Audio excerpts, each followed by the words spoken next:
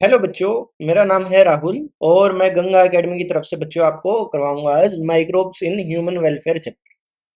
कल बच्चों आपका नीट का एग्जाम है और ये वीडियो में भी आपको या तो एग्जाम वाले दिन ही मिल पाएगी आपको अर्ली इन द मॉर्निंग में, या कोशिश करते हैं एग्जाम से कुछ घंटे पहले आपको मिल जाएगी भाई। इस चैप्टर से भी दो तीन क्वेश्चन अवश्य आते हैं। बिल्कुल छोटा सा चैप्टर है, लास्ट टाइम पे इसको जरूर करके जाएं। उम्मीद करते हैं आपको ये चैप्टर 10 से लेके भाई 15 नंबर दिलवा के जाएगा। मजेदार सा है, आसान सा है, बस सुनते जाओ पढ़ते जाओ स्पीड फास्ट करके। स्टार्ट करते हैं भाई। माइक्रोब्स का मतलब क्या है भाई? ऐसे ऑर्गेनिज्म जिसको हम आंखों से नहीं देख सकते उनको क्या बोलते हैं? माइक्रोब्स। ह्यूमन वेलफेयर का मतलब क्या है? ये जो माइक्रोब्स अब छोटे छोटे ऑर्गेनिज्म है, ये इंसानों के लिए किस प्रकार फायदेमंद है, तो इस चैप्टर में सीखे भाई। इंसान माइक्रोब्स की मदद से बहुत सारी चीजें करवाता है, जैसे कि घर में इस्तेमाल कर सकता है, अल्कोहल की फॉर्मेशन करवा सकता है, एंटीबायोटिक्स दवाइयां बना सकते हैं भाई, ऑर्गेनिक एसिड का प्रोडक्शन करवा सकते हैं, फैक्ट्रीज में इस्तेमाल करते हैं, बायो एक्टिव एजेंट से कुछ दवाइयां और बनते हैं इनसे भाई। एंजाइम्स का भी प्रोडक्शन कर सकते हैं माइक्रोब्स की मदद से। तो बारी बारी से इन सबको स्टडी करते हैं। सबसे पहले कर्ड फॉर्मेशन। अब पेपर में ये पूछा जाता है कर्ड फॉर्मेशन के लिए किस बैक्टीरिया का इस्तेमाल किया गया? आंसर क्या आएगा? Lactic acid bacteria. इसको दूध के अंदर डाल देते हैं। जब दूध के अंदर दही डालते हैं, बैक्टीरिया डालते हैं, उसको स्टार्टर बोलते हैं भाई। ये अब दूध के अंदर ग्रो करता जाएगा और दूध में लैक्टिक एसिड डालता जाएगा। लैक्टिक एसिड की वजह से दूध कोएगुलेट होता चला जाएगा, थोड़ा थोड़ा जमना शुरू हो जाएगा, सोलिडिफाई होना स्टार्ट हो जाएगा, और दूध के अंदर जितना भी प्रोटीन है और फैट है उनका क्या हो जाएगा? पार्शियल डाइजेशन हो जाएगा। क्या हो जाएगा? Partial digestion.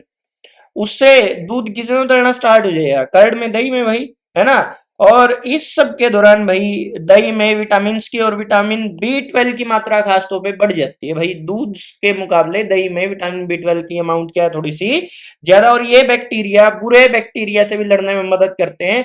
अगर हम सुबह खाली पेट दही खाएंगे तो दही के रास्ते अपने पेट में लैक्टिक एसिड बैक्टीरिया जाएंगे। ये बैक्टीरिया बुरे बैक्टीरिया होते हैं ना, जो उनको मार देते हैं, तो आपको बीमारियों से भी बचाते हैं भाई। अगला है बच्चों चीज production.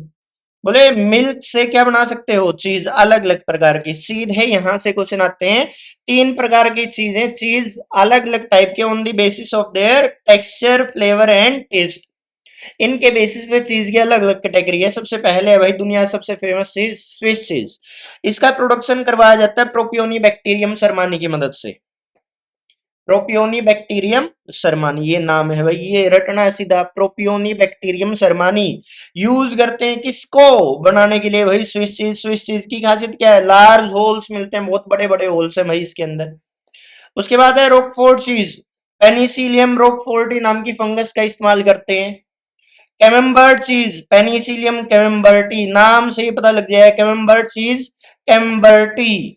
Roquefort cheese, roqueforti. Swiss cheese, Propionibacterium shermanii. ये चीज प्रोडक्शन आ गया भाई। उसके बाद हम बना सकते हैं ब्रेड। आटा है जो, उसके अंदर अगर हम ईस्ट को ऐड कर दें तो आटा किस में बदल जाएगा? ब्रेड में। और भाई जो ईस्ट है उसका साइंटिफिक नेम सैक्रोमाइसिस सर्विसिए। अब ये ईस्ट आटे का करेगी एनएरोबिक फर्मेंटेशन या एनएरोबिक डाइजेशन करेगी। तो फर्मेंटेशन के बाद जो ब्रेड है, आटा है, सॉरी जो आटा है ना, आटा वो किस में कन्वर्ट हो जाएगा? ब्रेड में। और इस दौरान ईस्ट प्रोड्यूस करवाएगी CO2 और इथेनॉल। इथेनॉल और CO2 दोनों ये दोनों इवेपोरेट हो जाते हैं और पीछे क्या छोड़ जाते हैं? होल छोड़ जाते हैं आटे के अंदर, जिसकी वजह से आटा सॉफ्ट हो जाता है भाई। डोसा और इडली। उड़द की दाल होती है ना, इसको भिगो, इसको पीसो, इसको ग्राइंड करो, इसका आटा बनाओ। उस आटे में अगर हम ल्यूकोनोस्टोक और स्ट्रेप्टोकोकस जैसे बैक्टीरिया ऐड कर देंगे तो वो किस में बदल जाएगा? इडली और डोसा का जो बैटर होता है आटा होता है उसमें बदल जाएगा भाई। टोडी साउथ इंडिया की ट्रेडिशनल ड्रिंक है, फेमस ड्रिंक है, और ये भाई थोड़ी सी एल्कोहलिक होती है। इसका प्रोडक्शन, टोडी का प्रोडक्शन भाई ईस्ट की मदद से होता है। एक प्लांट है कैरियोटा यूरेंस। इसका, इस पौधे का सैप, इस पौधे का लिक्विड, इसको निकालो। उस लिक्विड में क्या ऐड करो भाई? ईस्ट ऐड करो। तो उसका फर्मेंटेशन के बाद वो सैप किस में बदल जाएगा? एक ड्रिंक में बदल जाएगा जिसका नाम क्या है? टोडी। और इसको आमतौर पे हम बोल देते हैं पाम ट्री। क्या बोल देते हैं? Palm tree. इस पाम ट्री का साइंटिफिक नेम कैरियोटा यूरेंस। इसके सैप में क्या ऐड करनी है आपको भाई? ईस्ट। उसके बाद बहुत सारे और ऐसे प्रोडक्ट हैं जो कि माइक्रोब्स की मदद से घर में बना सकते हैं, जैसे कि भाई टोफू है, चीज है, या फिर आपकी टेम्प भी हो सकता है, सोया सॉस हो सकती है, योगर्ट हो सकता है। ये सारी चीजें किससे बनती हैं? माइक्रोब्स की मदद से बनाई जाती हैं भाई। अब है अल्कोहलिक बेवरेजेस। अल्कोहल का प्रोडक्शन कौन करवाती है? Yeast, Saccharomyces cerevisiae. Yeast are used in the alcoholic fermentation. अब करते क्या है भाई इसके प्रोडक्शन के दौरान? माल्टेड सीरियल्स ले लेते हैं, अनाज ले लेते हैं, फ्रूट्स ले लेते हैं भाई। इन सब को बंद कंटेनर में डाल देते हैं ईस्ट के साथ एनारोबिक कंडीशंस में। तो जो ईस्ट है वो इनका फर्मेंटेशन करेगी, डाइजेशन स्टार्ट करेगी, जिसकी वजह से अल्कोहल बनना स्टार्ट हो जाता है ईस्ट की बॉडी में।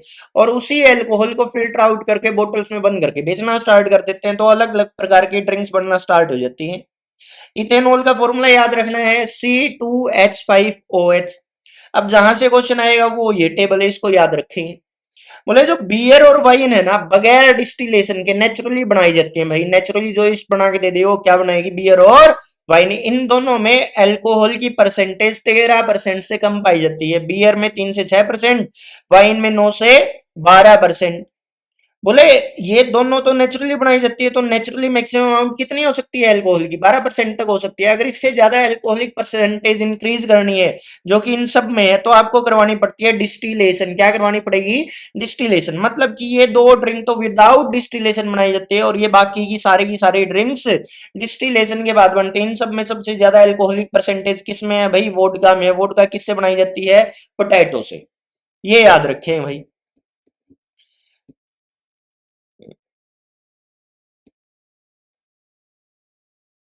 ये याद रखना भाई, डिस्टिलेशन की मदद से अल्कोहल की परसेंटेज हम बढ़ा सकते हैं।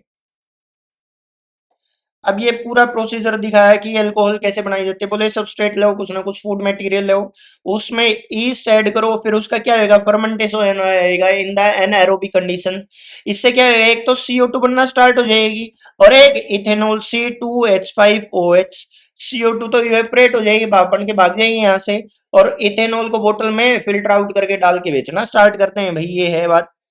दूसरी एक और मेन चीज है अल्कोहल पॉइजनिंग इन ईस्ट। ईस्ट 13% से ज्यादा नेचुरली कंसंट्रेशन क्यों नहीं कर सकती? क्योंकि भाई ईस्ट की बॉडी में जैसे जैसे अल्कोहल बढ़ता जाएगा, तो ये टॉक्सिक इफेक्ट पैदा करता है खुद ईस्ट की बॉडी में, और ईस्ट की डेथ होना स्टार्ट हो जाती है 13% ऑफ अल्कोहल परसेंटेज। जब भी ईस्ट की बॉडी में 13% तक अल्कोहल की मात्रा हो जाएगी, खुद ईस्ट की क्या हो जाएगी? मृत्यु हो जाएगी भाई।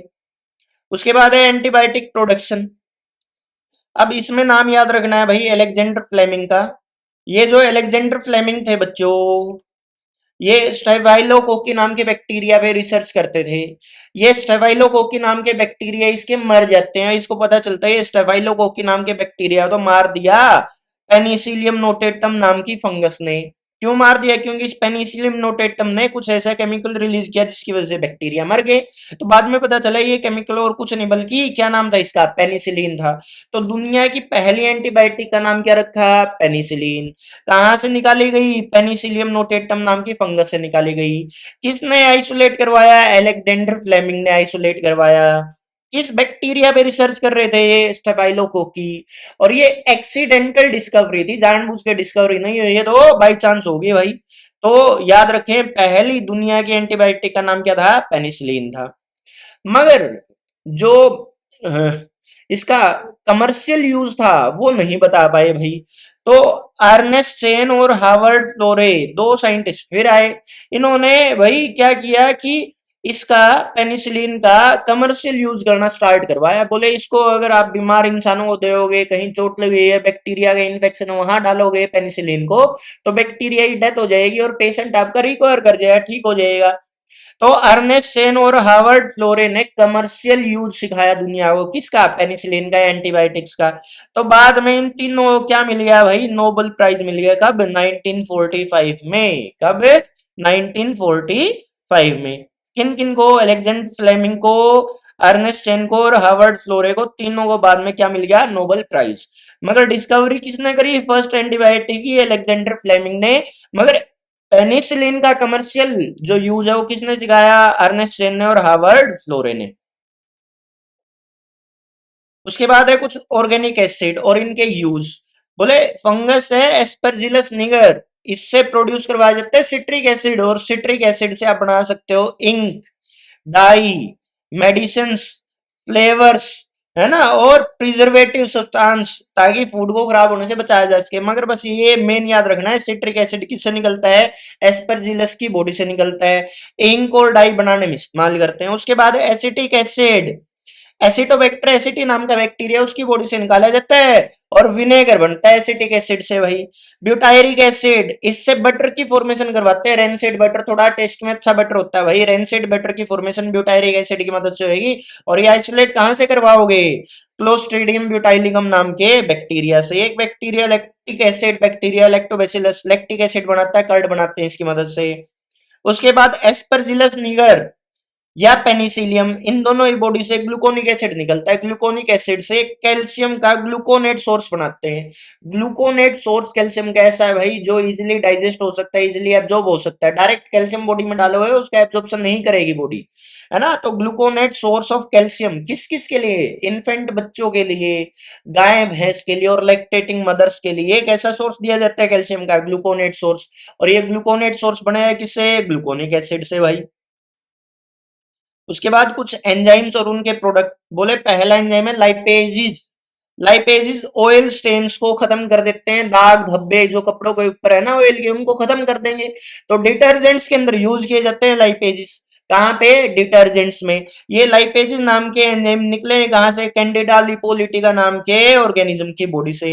उसके बाद पैक्टिनेजिस एंड प्रोटीएजिस, कमर्शियल स्केल पे, फैक्ट्रीज के लेवल पे, वही अगर आपको फ्रूट जूस बनाने तो उनको आपको साफ करना पड़ता है, क्लैरिफाई करना पड़ता है, थिन बनाने पड़ते हो, उसके लिए उन जूसेस में क्या डालने पड़ते हैं, पैक्टिनेजिस एंड प्रोटीएजिस नाम के एंजाइम्स।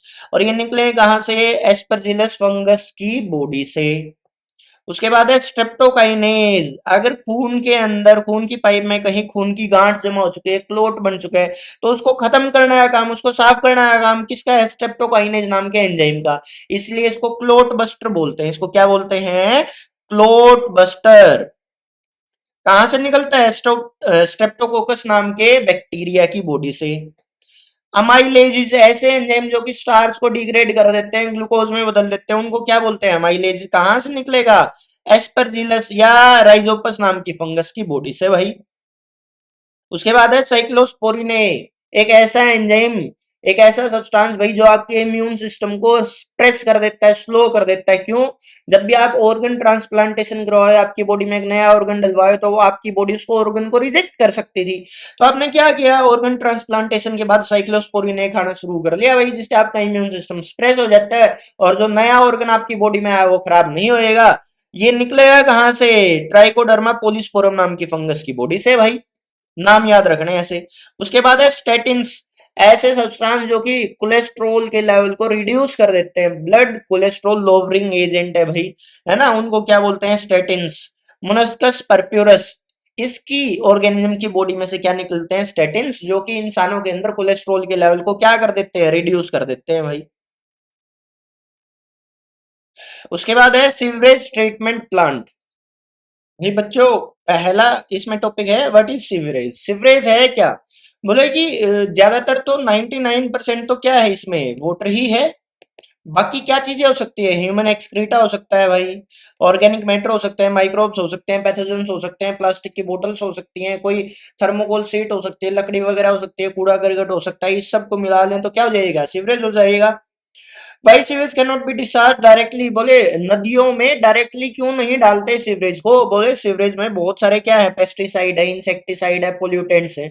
अगर ये सीधा नदी में जाएंगे भाई तो एक्वेटिक लाइफ सारी खराब होती चली जाएगी, वाटर पोल्यूशन होता चला जाएगा, आगे चल के इसी से तो पानी पीना है। तो रोल ऑफ माइक्रोब्स, और क्या करें, अब डायरेक्टली नहीं डालोगे तो क्या करें, सीवरेज ट्रीटमेंट प्लांट्स लगाओ, पानी को साफ करो, फिर जाके उस सीवरेज का पानी जो साफ हो जाएगा उसको रिवर में डालो।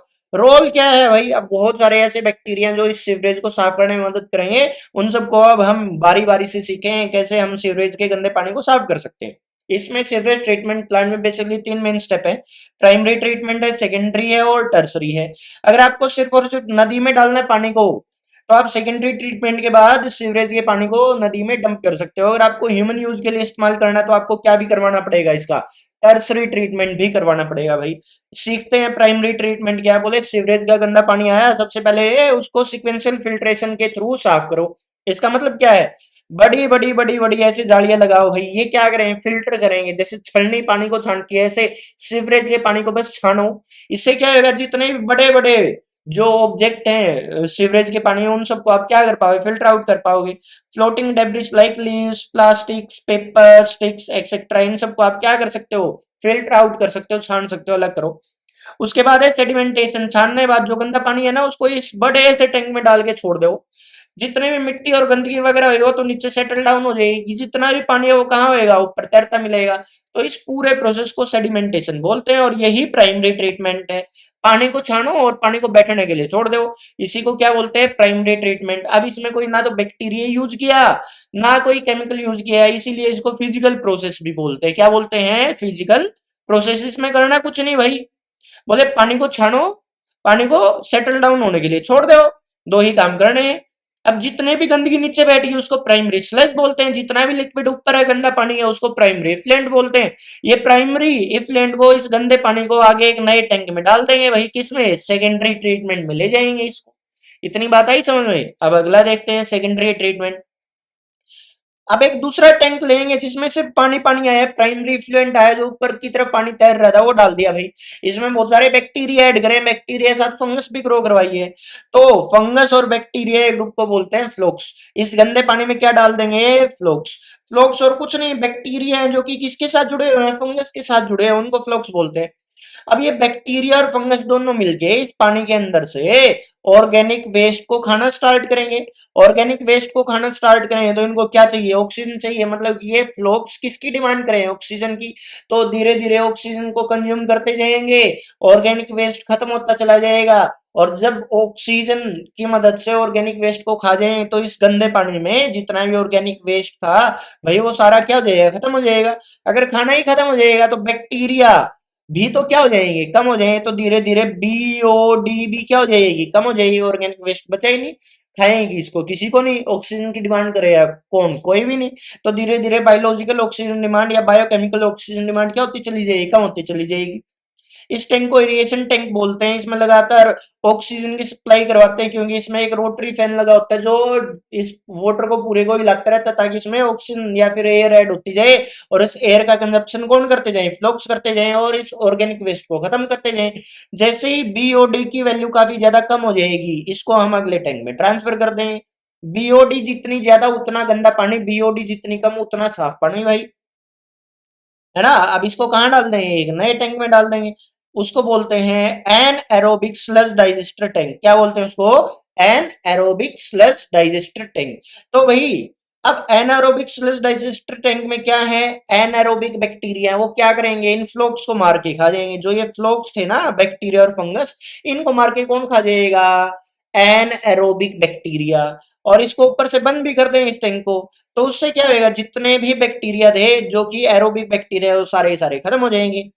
एनारोबिक स्लज टैंक में कैसे बैक्टीरिया है, एनारोबिक बैक्टीरिया है भाई, है ना। या फिर उनको मिथेनोजेनिक बैक्टीरिया बोलते हैं। बैक्टीरिया क्या करेंगे, मीथेन गैस बनाएंगे, हाइड्रोजन सल्फाइड बनाएंगे, CO2 बनाएंगे और साथ में आपके जो फ्लोक्स थे ना उनको भी खा के खत्म कर दें भाई। तो ऑर्गेनिक वेस्ट भी खत्म हो गया, ये गैस वेस्ट भी बन गई, इसका यूटिलाइजेशन करो एनर्जी बनाने में। और बोले जितने भी फ्लोक्स थे, बैक्टीरिया थी, फंगस थी, वो भी सारे मर गए। और जैसे आप इसको ओपन करोगे तो ये एनारोबिक बैक्टीरिया भी मर जाए, ये भी सरवाइव नहीं कर पाए एक ऑक्सीजन की प्रेजेंस में। तो बाद में इस टैंक के अंदर से जितना भी लिक्विड निकलेगा उसको तो आप नदी में डाल सकते हो, जितना स्लज नीचे बैठ जाएगा उसको आप खेत में एज ए फर्टिलाइजर यूज कर पाओगे। ये था बच्चों सारा सारा क्या, सेकेंडरी ट्रीटमेंट। इसमें क्या यूज किए हैं, या तो फ्लोक्स यूज किए हैं। फ्लोक्स क्या है, बैक्टीरिया है और फंगी है भाई। और ये दोनों कैसे हैं, एरोबिक है, मतलब ऑक्सीजन की प्रेजेंस में काम करते हैं। उसके बाद anaerobic sludge digester tank में एन एरोबिक बैक्टीरिया डाले हैं जिन्होंने और ज्यादा फर्दर डाइजेशन करवाया बैक्टीरिया, फंगी का और ऑर्गेनिक वेस्ट का। ये बैक्टीरिया ऑक्सीजन की एब्सेंस में काम करते हैं इसीलिए इनको एनारोबिक बैक्टीरिया बोल दिया भाई। लास्ट कर सकते हो टर्सरी ट्रीटमेंट। अगर आपको पानी को है ना ह्यूमन यूज के लिए फिट करना है तो उसमें आप क्लोरीन गैस को गुजारो, ओजोन गैस को गुजारो, है ना, परकोलेट सोल्ट या जिरकोनियम सोल्ट इनका इस्तेमाल करो, यूवी रेज का यूज करो या आरओ वगैरह लगाओ, इससे पानी है ना फिट हो जाए ह्यूमन कंजप्शन के लिए। इसी को बोलते हैं टर्सरी ट्रीटमेंट। इसमें बहुत सारे केमिकल्स का यूज करना है, इसीलिए इसको केमिकल मेथड बोलते हैं। सेकेंडरी ट्रीटमेंट में सारे बैक्टीरिया यूज किए, इसलिए इसको बायोलॉजिकल ट्रीटमेंट बोलते हैं। फर्स्ट जो ट्रीटमेंट है प्राइमरी ट्रीटमेंट में, उसमें फिजिकल प्रोसेस है तो फिजिकल प्रोसेस कहलाता है भाई। ये कंप्लीट ओवरव्यू दिखाया है। अब बोलते हैं जी, जब कई साल पहले की बात है, सीवरेज को बगैर साफ करे नदियों में डाल देते थे तो नदियां खराब होने लगी। उस टाइम पे गवर्नमेंट लेके आई Ganga and Yamuna action plan. इसकी आवश्यकता क्यों थी? बोले डायरेक्ट अर्बनाइजेशन बढ़ती गई, शहर बढ़ते गए, वेस्ट बढ़ता गया, उनको कहाँ डालने लगे? सीधा अनट्रीटेड वेस्ट को नदी में डालने लगे, जिससे बहुत सारी बीमारियां फैलने लगी। तो इसका इलाज क्या था? बोले जी गंगा और यमुना एक्शन प्लान लेके आओ, जितने भी बड़े बड़े शहर हैं हर एक में नदी में वेस्ट को डालने से पहले उसको क्या करवाओगे? ट्रीट करवाओगे। इसी को बोलते हैं Ganga and Yamuna action plan, ताकि गंगा और यमुना जैसे नदियों को साफ कर पाए आप, है ना। तो ये कब आया? 1985 में आया। इसका मेन उद्देश्य क्या था भाई? हर एक नदी के किनारे क्या बनाए? बहुत सारे सीवरेज ट्रीटमेंट प्लांट बनाए। शहर का जितना भी वेस्ट मटेरियल उसको पहले साफ करें, फिर ही उसको नदी में डालें भाई, है ना। ये था सारा फंडा। उसके बाद बायोगैस प्लांट। सबसे पहली बात, बायोगैस है क्या? बायोगैस एक मिक्सचर है। बायोगैस क्या है? मिक्सचर, बहुत सारी गैसेस का मिक्सचर है। इसमें मेन गैस जो है वो है मीथेन। कितने परसेंट? 50 से 70%। दूसरे नंबर पे CO2 30 से 40%। फिर हाइड्रोजन और हाइड्रोजन सल्फाइड टोटल कितनी है? 10%। 50% मिथेन में बायोगैस में 50% अगर मिथेन है तो उस पूरे बायोगैस की कैलोरीफिक वैल्यू है 4429। एट 50% मिथेन, अगर किसी बायोगैस में सिर्फ 50% भी मिथेन है ना, तो वो कितनी एनर्जी प्रोवाइड करवाएगी? लगभग 4429 kilo calorie per metre cube. ये याद रखें। कौन से ऐसे बैक्टीरिया जो मीथेन गैस का प्रोडक्शन करवाएंगे उनको बोलते हैं मिथेनोजेंस या मिथेनोबैक्टीरियम। कहाँ मिलते हैं? गाय भैंस के पेट में मिलते हैं। अब ये जो डेवलपमेंट थी ना बायोगैस प्लांट की, ये इस प्रकार का जो ये डिवाइस नजर आ रहा है, हर एक गांव में लगाए थे भाई। पहले किस किस ने मिलकर टेक्निक डेवलप करी? ये क्वेश्चन आते हैं नीट में। बोले IARI और KVIC, Indian agriculture research institute. अपने देश में जो खेती बाड़ी की तकनीकें डेवलप करता है वो है IARI। और दूसरा है KVIC, Khadi and village industries commission. इन दोनों ने मिलके क्या बनाए? बहुत सारे बायोगैस प्लांट बनाए भाई, और हर एक गांव में लगाते गए। इसमें 3 मेन टैंक हैं, देखो आप यहाँ देखो अगर ध्यान से। ये है डंग एंड वाटर डालने का टैंक, इसको इनलेट बोलते हैं। यहाँ से सलरी या स्लज बाहर निकलेगा, हाथ बाहर निकला है, इसको आउटलेट टैंक बोलते हैं। और ये मेन टैंक है। मेन टैंक के ऊपर एक ऐसा कवर लगा होता है भाई जो फ्लोटिंग होता है, ये ऊपर की तरफ फ्लोट कर सकता है। अब यहाँ से गोबर डेली डालें, नीचे गोबर यहाँ जाएगा, यहाँ मिथेनोजन नाम के बैक्टीरिया वो इस गोबर का डाइजेशन करें, डिग्रेडेशन करें, खाएंगे इसको, पचाएंगे, तो यहाँ पे गैस बननी शुरू हो जाएंगी, मीथेन, CO2, H2H2S, जिसकी वजह से प्रेशर जनरेट हो है। प्रेशर की वजह से फ्लोटिंग टैंक कहाँ होएगा? ऊपर की तरफ पुश हो जाएगा।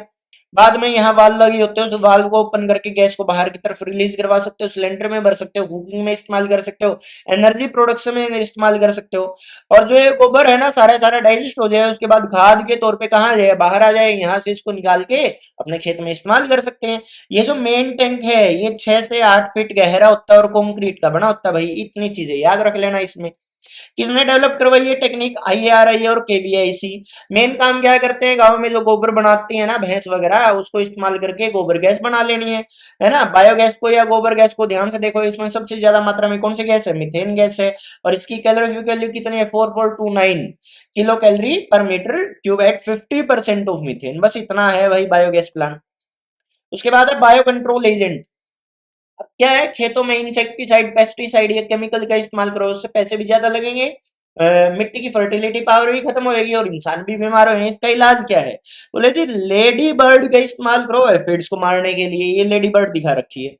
ड्रैगन फ्लाई का इस्तेमाल करो मच्छरों को मारने के लिए। बीटी नाम का बैक्टीरिया बेसिलस thuringiensis, इसका इस्तेमाल करो। कैटरपिलर होते हैं भैया ऐसे छोटे छोटे जीव, ऐसे रेंगते मिले पत्तियों को खा जाते हैं, आगे चल के बटरफ्लाई बनते हैं इनसे। तो बोले जी इस बीटी नाम के बैक्टीरिया इस्तेमाल करो कैटरपिलर को मारने में। ट्राइकोडर्मा नाम की फंगस है, बहुत सारी प्लांट की बीमारियों को खत्म कर देगी। और एनपीवी न्यूक्लियो पॉलीहेड्रल वायरस है, इनका इस्तेमाल करो बहुत सारे पेस्ट को मारने के लिए। तो वही आपने कोई केमिकल का इस्तेमाल नहीं किया बल्कि बायोलॉजी का इस्तेमाल किया, इसलिए इनको क्या बोल दिया, बायो कंट्रोल एजेंट। सीधे नाम से क्वेश्चन आते हैं भाई, कैसे? बोले जी एफिड्स को कौन मारेगा, लेडी बर्ड मॉस्किटो को, ड्रैगन फ्लाई कैटरपिलर को, बीटी बैक्टीरिया, प्लांट डिजीज को ट्राइकोडर्मा, और इंसेक्ट पेस्ट को कंट्रोल करना है तो एनपीवी नाम के वायरस। बायो हर्बिसाइड और पढ़ लेते हैं भाई। हर्बिसाइड वो चीज होती है भाई जो हर्ब्स को मार दे, छोटे मोटे पेड़ पौधे जो आपकी मेन फसल के साथ उग जाते हैं उनको हर्ब बोलते हैं। उनको अगर कोई मार दे तो उसको हर्बिसाइड, और अगर लिविंग ऑर्गेनिज्म मार दे तो उसका नाम क्या रख दिया, बायो हर्बिसाइड। ऐसे दो सबसे मेन आपको जो रट के जाने पक्के, पपिंटिया है ना, कैक्टस जैसा नजर आता है, इसको मारने के लिए आप यूज कर सकते हो कैक्टोब्लास्टिस कैक्टोरम। ये है वही, है ना, इंसेक्ट है, इसका इस्तेमाल करो। ये इसको कैक्टस को, कैक्टस है ये एक प्रकार का, इसको खत्म कर देगा, पिंटिया नाम है इसका। इसको कौन खत्म कर देगा, कैक्टोब्लास्टिस कैक्टोरम। बोले जी वोट्राइसिन नाम का एक पौधा, इसको कौन खत्म करेगा, फंगस है एक सर्कोस्पोरा रोडमानी, उसके स्पोर्स इसको खत्म कर देते हैं। ये दो रट के चले जाओ भाई, इनसे बाहर कोई क्वेश्चन नहीं आता। बाकी तुम ये 4-5 और दिखा रखे हैं, ये भी याद कर सकते हो, मगर ये दो तो पक्के याद करो। ओपिंटिया को कंट्रोल करता है कैक्टोब्लास्टिस कैक्टोरम। वोट्राइसेंथ टेरर ऑफ बंगाल आइकोर्निया नाम का पौधा है भाई ये, इसको सर्कोस्पोरा रोडमानी फंगस के स्पोर भाई। उसके बाद बायो इंसेक्टिसाइड, जो इंसेक्ट को मार दे लिविंग ऑर्गेनिज्म, उस लिविंग ऑर्गेनिज्म का नाम है बायो इंसेक्टिसाइड, है ना। अब इंसेक्ट को खत्म करने के लिए आपके पास इंसेक्टिसाइड आते हैं, केमिकल्स आते हैं, महंगे आते हैं, इंसानों को बीमार करते हैं, कैंसर जैसी बीमारियां पैदा करते हैं, मिट्टी की फर्टिलिटी पावर को खत्म करते हैं। उसका अल्टरनेट क्या है, स्टरलाइजेशन स्ट्रेटजी है। बोले आपके खेत में जितने भी इंसेक्ट हैं उनके मेल्स को पकड़ो, उनको स्टेराइल करो और वापस खेत में छोड़ दो। ये जनरेशन तो बचेगी आपके खेत में, मगर जो अगली जनरेशन आनी थी वो नहीं आ पाएगी। क्यों? क्योंकि मेल सब आपने ऐसे डेवलप कर दिए जो बच्चे पैदा करते ही नहीं। तो मेल फीमेल आगे नए बच्चे पैदा कर ही नहीं पाए, नई इंसेक्ट की पॉपुलेशन आई ही नहीं, पुराने जल्दी ही खत्म हो जाए 2-4-5 दिन में, क्योंकि इंसेक्ट का जीवन 4-5 दिन का ही होता है, वो मर जाए, अगली जनरेशन आई नहीं तो आपके खेत में जितने भी इंसेक्ट थे वो सारे खत्म हो जाएंगे। इसका दूसरा तरीका हो सकता है इंसेक्ट हॉर्मोन्स का इस्तेमाल करके। इंसेक्ट के हॉर्मोन्स को ही फेरोमोन्स बोलते हैं। बोले जी फेरोमोन ट्रैप लगाओ। अब क्या करो, फीमेल की बॉडी से जो हॉर्मोन्स निकलते हैं वो आप लगाओ एक पिंजरे में, जितने भी मेल्स हुए उस स्मेल की तरफ अट्रैक्ट हुए, उस केमिकल की तरफ अट्रैक्ट हुए, उनको सबको कैप्चर करो, या तो उनको मार दो या स्टीराइल कर दो। फिर है कंफ्यूजन टेक्निक। बोले जो फीमेल जैसे जैसे केमिकल बनाते हैं सेम वो केमिकल ले कपड़ों पे डालो या फिर कागज के टुकड़ों पे डालो, और वो बहुत सारी ऐसी स्ट्रिप्स बनाए पूरे खेत में फैला दो। अब मेल इंसेक्ट को समझ में ही नहीं आया कहाँ तो स्ट्रिप है कागज की और कहाँ फीमेल है, तो आप उसको कंफ्यूज कर सकते हो। एक हार्मोन है भाई जिसका नाम है एक्डायोसिन, इसको जुवेनाइल हार्मोन भी बोलते हैं। इंसेक्ट ये कैटरपिलर है भाई, ये आगे चल के किस में बदलेगा, बटरफ्लाई में बदलेगा। इसको प्रोसेस को मोल्टिंग बोलते हैं, एक फॉर्म को अगली फॉर्म में कन्वर्ट होना। इसके लिए इसको किस हार्मोन की आवश्यकता है, डायोसिन। अगर ये हार्मोन आप ज्यादा अमाउंट में डाल दो इंसेक्ट की बॉडी में, उनका जल्दी जल्दी लाइफ स्पेन खत्म होता चला जाएगा, वो बहुत जल्दी मर जाएंगे। इसी को बोलते हैं वही मोल्टिंग हार्मोन, जो कि क्या करवाता है, मोल्टिंग करवाता है, मेटामॉर्फोसिस करवाता है, एक फॉर्म को दूसरे में कन्वर्ट करवाता है भाई। तो इससे बहुत जल्दी इंसेक्ट की क्या हो जाएगी, मृत्यु हो जाएगी। कुछ और भी इंसेक्टिसाइड है जो नेचर प्रोवाइड करवाती है। बोले जैसे एक डेरिसिलेप्टिका नाम का पौधा है, इसके शरीर से रोटिनोन मिलता है ना, ये रोटिनोन इंसेक्ट को मार देता है। निकोटिन तंबाकू के पौधे से निकलता है, इससे भी इंसेक्ट मर जाते हैं। अजेडिरेक्टिन एक ऐसा केमिकल जो नीम की पत्तियों से निकलता है, इससे भी इंसेक्ट वगैरह मर जाते हैं। याद रखना, बेसिलस थुरिनजेनेसिस बीटी बैक्टीरिया शरीर से थुरियोसाइड निकलता है, इससे भी इंसेक्ट के कैटरपिलर वगैरह मर जाते हैं। ये 4 रट लेना भाई। उसके बाद है बच्चों कुछ और छोटी छोटी टर्म। ट्रांसजेनिक प्लांट, क्यों ना पौधे ही ऐसे डेवलप कर लो जिसके ऊपर इंसेक्ट काम ही ना करे। जैसे बीटी नाम का बैक्टीरिया है ना, उसके शरीर से जीन निकालो, पौधे में डाल दो, पौधा ट्रांसजेनिक हो जाएगा, इसको जो भी इंसेक्ट खाएगा वो मर जाएगा। कैच क्रॉप या ट्रैप क्रॉप, बोले मेन फसल उगाने से पहले एक बेकार सी फसल उगाओ, है ना, उसमें जितने भी इंसेक्ट होंगे खेत में वो सारे सारे उस फसल की तरफ अट्रैक्ट हो जाए, बाद में उस फसल को नष्ट कर दो, इंसेक्ट भी मर जाए, ये बेकार फसल भी मर जाएगी। अब इंसेक्ट के मरने के बाद मेन फसल ग्रो करो, इसलिए इस फसल का नाम क्या रख दिया, कैच या फिर ट्रैप क्रॉप, क्योंकि ये इंसेक्ट को सिर्फ ट्रैप करती है, इससे इनकम जनरेट नहीं करनी खेत में। ये खेत है मेरा, इसकी बाउंड्री पे एक क्रॉप डेवलप करूंगा मैं, तो खेत में मिट्टी में जितने भी इंसेक्ट छिपे हुए इस फसल की तरफ चले जाएंगे, बाद में जब ये फसल थोड़ी बड़ी हो जाए, इसमें बहुत सारे इंसेक्ट आ जाएं, पूरी फसल में आग लगा दूंगा, फसल भी खत्म हो जाएगी, इंसेक्ट भी खत्म हो जाएंगे। और ये फसल मैंने पूरे खेत में नहीं ग्रो करवाई, बस बाउंड्री बाउंड्री पे ग्रो करवाई थी, तो मेरे को ज्यादा लॉस भी नहीं होएगा। इंसेक्ट खत्म हो गए, अब इस पूरे खेत के अंदर मैं अपनी मेन फसल को ग्रो करवाऊंगा भाई। एग्जाम्पल के तौर पे भिंडी ऐसी फसल है जिसको आमतौर पे यूज करते हैं एज ए कैच क्रॉप या ट्रैप क्रॉप। उसके बाद है स्मूथर क्रॉप। कुछ ऐसी फसलें होती हैं जो खेत के अंदर फर्टिलिटी पावर को बढ़ा देती हैं, ऐसी फसलों को क्या बोलते हैं? स्मूथर क्रॉप बोलते हैं। एग्जाम्पल बार्ले, राई, सोरगम, सनफ्लावर। स्पोरिनिन बायो इंसेक्टिसाइड है पहला, जो कि बीटी नाम के बैक्टीरिया से बनाया गया है। पेस्ट की वजह से एग्रीकल्चर में लगभग 30% का लॉस आता है। अगर इसको आप अच्छे से कंट्रोल करना सीख गए तो 30% तक मुनाफा बढ़ जाएगा अपना भाई। उसके बाद माइक्रोब्स एज बायो फर्टिलाइजर। अगली स्लाइड में करते हैं भाई, आगे भी एक स्लाइड। अच्छा पीछे ही है, पढ़ लेते हैं भाई।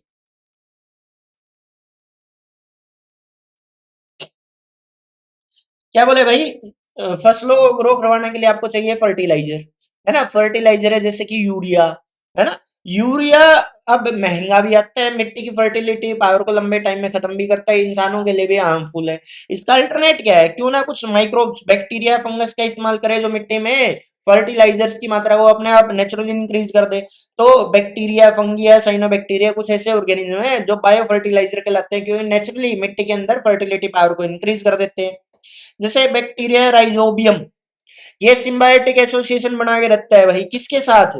रूट्स में गांठ बना लेता है, इन गांठों को नोड्यूल बोलते हैं। इन नोड्यूल्स के अंदर बैक्टीरिया मिला है, कौन सा? राइजोबियम। ये क्या करेगा? एयर में जो नाइट्रोजन है ना N2, उसको पकड़ेगा और NH3 में बदल देगा। इस पूरे प्रोसेस को नाइट्रोजन फिक्सेशन बोलते हैं। क्या बोलते हैं इस पूरे प्रोसेस को? Nitrogen fixation. अब ये NH3 एक प्रकार का भाई क्या है? नाइट्रोजन सोर्स है, जिसको कौन यूटिलाइज कर सकते हैं? प्लांट। तो अगर पौधों की रूट में ये गांठ है जिनको नोड्यूल बोलते हैं, और इनमें बैक्टीरिया जो कि नाइट्रोजन फिक्सेशन करेंगे, तो इससे पौधों को नाइट्रोजन की अवेलेबिलिटी बढ़ जाएगी और पौधे अच्छे से ग्रो करेंगे, और इनको फर्टिलाइजर, आर्टिफिशियल फर्टिलाइजर की आवश्यकता नहीं है। तो राइजोबियम सिम्बायोटिक बैक्टीरिया है, अकेला फ्रीली सरवाइव नहीं करता, हमेशा पौधे के साथ ग्रो करेगा, इसलिए इस बैक्टीरिया नाम सिम्बायोटिक बैक्टीरिया। एजोस्पिरिलियम एंड एजेटोबैक्टर, ये फ्री लिविंग बैक्टीरिया है, ये किसी पौधे के रूट में नहीं मिलते, ये अकेले घूमते हैं, अकेले ही मिट्टी में नाइट्रोजन की मात्रा को बढ़ाते चले जाते हैं भाई। उसके बाद है साइनोबैक्टीरिया, जैसे कि एनाबिना और नोस्टोक। ये क्या करते हैं? इनके पास एक सेल होती है जिसका नाम है हेट्रोसिस्ट। इस सेल के अंदर नाइट्रोजन फिक्सेशन करेंगे, मिट्टी में नाइट्रोजन की मात्रा को इंक्रीज करते हैं भाई। उसके बाद है कमर्शियल अवेबिलिटी। बोले कि बहुत सारे तो ऐसे फर्टिलाइजर हैं, बायो फर्टिलाइजर हैं, जो कि आपको मार्केट में मिल जाए, उनको खरीद के ले आओ, मिट्टी में डाल दो, धीरे धीरे आपका काम होता चला जाएगा। एक ऐसा ही कंसेप्ट आता है भाई बच्चों, माइकोराइजा का। माइकोराइजा क्या है? जब बड़े बड़े पौधों की रूट के साथ फंगस ग्रो कर जाए, उसी को माइकोराइजा बोलते हैं। अब ये दो टाइप के, या तो एक्टोमाइकोराइजा है या एंडोमाइकोराइजा। अगर फंगस रूट के सिर्फ बाहर है, उसको एक्टोमाइकोराइजा बोलते हैं। अब फंगस अगर रूट के ऊपर ग्रो कर जाए, इससे फायदा क्या है? फंगस मिट्टी में बहुत दूर तक फैल जाएगी, बहुत दूर दूर से मिट्टी में जितने भी न्यूट्रिएंट्स, पोषक तत्व है, उन सबको उठा के किसको प्रोवाइड करवाएगी? पौधे को। तो पौधे को क्या मिलने शुरू हो गए? न्यूट्रिएंट्स। बदले में पौधा फंगस को क्या देगा? फूड प्रोवाइड करवाएगा। तो वही जो फंगस के हाइफे हैं वो रूट के सरफेस के ऊपर है, जिससे वाटर का और मिनरल्स का एब्जॉर्प्शन बढ़ जाएगा, और पौधे को बहुत सारे नाइट्रोजन, फास्फोरस, पोटेशियम, कैल्शियम जैसी चीजें मिलनी शुरू हो जाएंगी। एंडोमाइकोराइजा क्या है? जब फंगस रूट के अंदर घुस जाए। अब तक तो फंगस रूट के बाहर थी, फंगस अगर रूट के अंदर है तो उसी को क्या बोलते हैं? एंडोमाइकोराइजा। इसमें एक स्पेशल केस आता है वैम का, वेसिकुलर एर्बेस्क्युलर माइकोराइजा, इसकी फुल फॉर्म पूछते हैं। वेसिकुलर एर्बेस्क्युलर माइकोराइजा, ये क्या है? एक टाइप का एंडोमाइकोराइजा भाई, है ना? दोनों का कंसेप्ट सेम है। दोनों में फंगस रूट के या तो ऊपर या अंदर ग्रो करेगी। इससे क्या होगी? मिट्टी में दूर दूर तक जो भी न्यूट्रिएंट्स पोषक तत्व है, उनको फंगस उठा के रूट को प्रोवाइड करवा दे, पौधे की ग्रोथ बढ़ जाएगी। बदले में पौधा इस फंगस को क्या प्रोवाइड करवाएगा? फूड प्रोवाइड करवाएगा भाई। ये सेम स्लाइड है, रिपीट होगी। अच्छा, चैप्टर ही खत्म हो गया प्यारे बच्चों। तो ये याद रखने हैं आप लोगों को। यहाँ से दो क्वेश्चन पूछे जाते हैं। बोले जी सिम्बायोटिक बैक्टीरिया नाम बताओ जो नाइट्रोजन फिक्सेशन करेगा। राइजोबियम। फ्रीले बैक्टीरिया नाम एजोटोबैक्टर, ये दो और याद रख लेना, इन्हीं से क्वेश्चन आ जाएंगे। बायो फर्टिलाइजर क्या है? ऐसे लिविंग ऑर्गेनिज्म जो कि फर्टिलिटी पावर को इंक्रीज कर देते हैं। उम्मीद है मेरे को भाई लगभग 4 क्वेश्चन भी मिल सकते हैं इस चैप्टर से। तो जितने भी चीजें बहुत जल्दी जल्दी रिवाइज करवाई हैं इनको रट लेना, डायरेक्टली सीधा वन लाइनर क्वेश्चन आएंगे। भाई कल के एग्जाम के लिए बच्चों आपको बेस्ट ऑफ लक।